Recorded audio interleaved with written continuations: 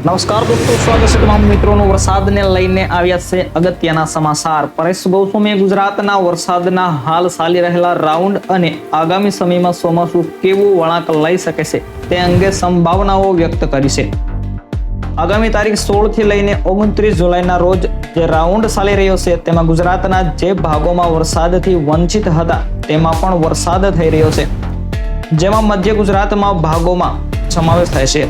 હવે આગામી સમયમાં વરાપ અને વરસાદની કેવી સ્થિતિ રહેશે તે અંગે પરેશ ગોસ્વામીએ 25મી જુલાઈએ કરેલી આગાહીમાં જણાવ્યું છે।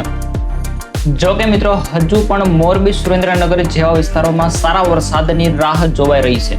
પરેશ ગોસ્વામીએ જણાવ્યું કે ઉત્તર ગુજરાતમાં પણ કેટલાક ભાગ છે જેમાં હજુ વરસાદ બાકી છે। 29 જુલાઈ સુધીમાં દક્ષિણ ગુજરાત, મધ્ય ગુજરાત અને ઉત્તર ગુજરાતના ભાગોમાં વરસાદ વરસી શકે છે। રાજ્યના મોટા ભાગના વિસ્તારોમાં વરસાદ થતા, પરંતુ જ્યાં બાકી છે તેમાં 29 જુલાઈ સુધીમાં રાહ જોવાની છે। તેઓએ સાથે સાથે જણાવે છે કે આ રાઉન્ડ પૂર્ણ થયા પછી ખ્યાલ આવશે કે હજુ કેટલા વિસ્તારોમાં વરસાદથી વંચિત રહ્યા છે, કારણ કે 29 તારીખ સુધી ગુજરાતમાં વરસાદ ચાલુ રહેશે, જેમાં અતિ તીવ્રતા સાથે વરસાદ દક્ષિણ ગુજરાતના સુરત, વલસાડ, વાપી, બારડોલી, ડાંગ, બેલીમોરામાં થઈ શકે છે।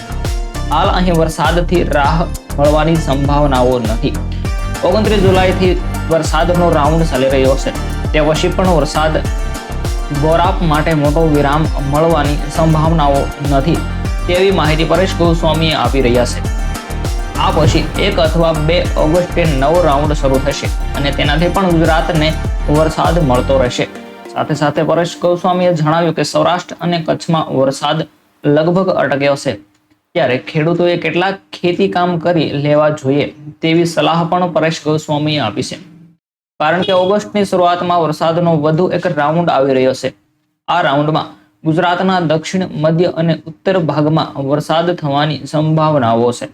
તો આ હવામાન વિભાગના જે પરેશ ગોસ્વામી છે તેમને માહિતી આપી હતી। તો દોસ્તો, આ વિડીયો પસંદ આવે તો વિડીયોને લાઈક, શેર અને સબસ્ક્રાઇબ કરી દેજો।